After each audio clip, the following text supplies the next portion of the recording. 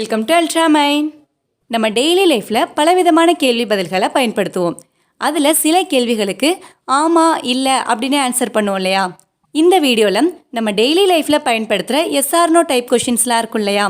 அதெல்லாம் எப்படி நம்ம இங்கிலீஷில் கேட்டு ஆன்சர் பண்ணலாம் அப்படின்னு பார்க்கலாம். வீடியோக்குள்ளே போகிறதுக்கு முன்னாடி நம்ம சேனலை சப்ஸ்கிரைப் பண்ணாதவங்க சப்ஸ்கிரைப் பண்ணிவிடுங்க. மறக்காமல் பெல் ஐக்கானையும் கிளிக் பண்ணிவிடுங்க.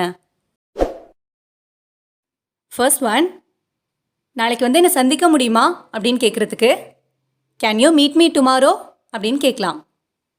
இப்போ அதுக்கு சரி நான் நாளைக்கு வந்து பார்க்குறேன் அப்படின்னு சொல்லணும்னா yes I can meet you tomorrow.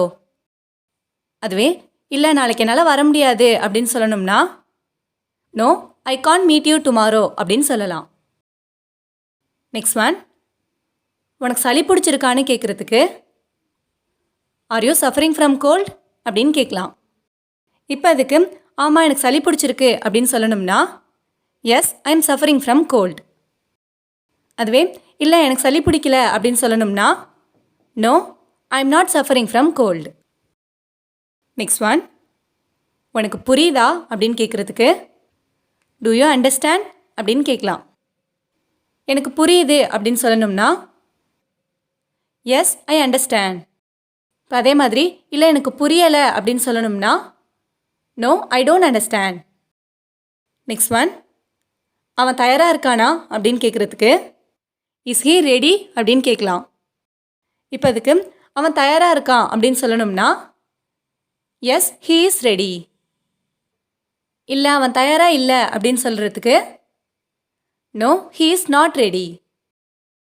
Next one, அவங்களே எங்களோட வராங்களா அப்படின்னு கேட்குறதுக்கு are they coming with us அப்படின்னு கேட்கலாம். இப்போ அதுக்கு ஆமாம் அவங்களும் நம்மளோட தான் வராங்க அப்படின்னு சொல்லணும்னா yes they are coming with us. அதுவே இல்லை அவங்க நம்மளோட வரலை அப்படின்னு சொல்கிறதுக்கு no they aren't coming with us அப்படின்னு சொல்லலாம்.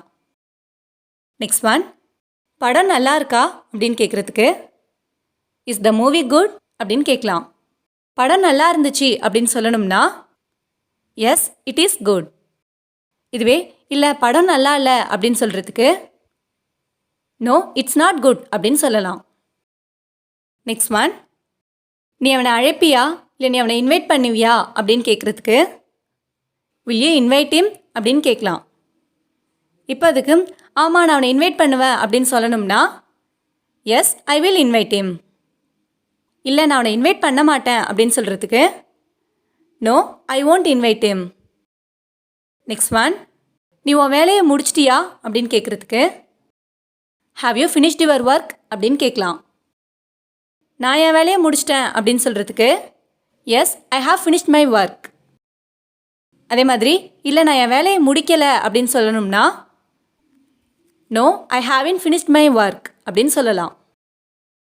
நெக்ஸ்ட் ஒன், நீ நேற்று மீட்டிங்கை அட்டன் பண்ணியா அப்படின்னு கேட்குறதுக்கு did you attend the meeting yesterday அப்படின்னு கேட்கலாம்.